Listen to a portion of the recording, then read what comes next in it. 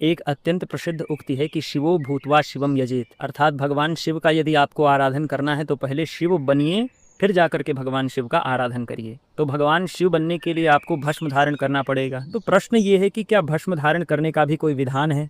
भस्म निर्माण कैसे करते हैं इस विषय में हम कभी और चर्चा करेंगे, लेकिन भस्म धारण करने का भी क्या विधान है? ब्राह्मण, क्षत्रिय, वैश्य, शूद्र भस्म धारण करें तो क्या इन सब के लिए भिन्न भिन्न विधियां प्राप्त हैं? तो देखिए, एक बहुत प्रसिद्ध शास्त्र है कामिका आगम। यह शैव शास्त्र है। इसमें वर्णन हमको प्राप्त होता है कि यदि आपको भस्म धारण करना है, आप ब्राह्मण हैं, ऐसी स्थिति में आपको भस्म से त्रिपुंड धारण करना चाहिए। हम ललाट की चर्चा करेंगे। वैसे तो भस्म को हमारे शरीर के विभिन्न अंगों में हमको धारण करना चाहिए, ऐसा विधान है, वो विस्तृत चर्चा है, किंतु केवल ललाट की यदि हम बात करें तो त्रिपुंड्रम विधिवत कुर्याद विप्राद्यगृह मेधिनः, अर्थात जो ब्राह्मण हैं उनको क्या करना चाहिए? त्रिपुंड धारण करना चाहिए।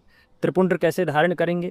तो इन तीनों उंगलियों के सहयोग से त्रिपुंड मस्तक में धारण करना चाहिए और 6 अंगुल उसका परिमाण रहे, ऐसा वर्णन हमको प्राप्त होता है। इसके आगे क्षत्रिय के लिए, वैश्य के लिए, शूद्र के लिए, इन तीनों वर्णों के लिए कहा पट्ट आकार में, अर्थात जैसे पट हो इस प्रकार से भस्म का मस्तक पर लेपन कर लें, या तो एक पुंड का आप धारण करें भस्म, ऐसा विधान उनके लिए प्राप्त होता है। अब इसका भी आकार है, जैसे ब्राह्मण के लिए 6 अंगुल का, वैश्य क्षत्रिय के लिए 4 अंगुल का, वैश्य के लिए 2 तथा शूद्र के लिए 1 अंगुल का विधान हमको शास्त्रों में प्राप्त होता है। इसके अतिरिक्त यदि हम स्त्री की बात करें तो देखिए, अपने पति के साथ स्त्री जो है अस्पृश्य पूजा तो करती है, अर्थात शिवलिंग को बिना स्पर्श करे, और पार्थिव की बात अलग है, किंतु सामान्यतया अपने जब पति के साथ में, अपने स्वामी के साथ में जब पूजन करने बैठें, ऐसी स्थिति में उनको भी भस्म धारण करने का विधान है। तो वो कैसे धारण करें?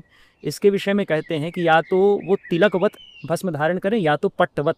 जो शूद्र के लिए नियम है वही नियम स्त्रियों के लिए भी लागू होगा। इस प्रकार से भस्म सभी को धारण करना चाहिए, और भस्म धारण करके शिवो भूत्वा शिवम यजेत, स्वयं शिव बन के शिव का यजन करने से अधिक हमको फल की प्राप्ति होती है, अधिक से अधिक हमको लाभ की प्राप्ति होती है।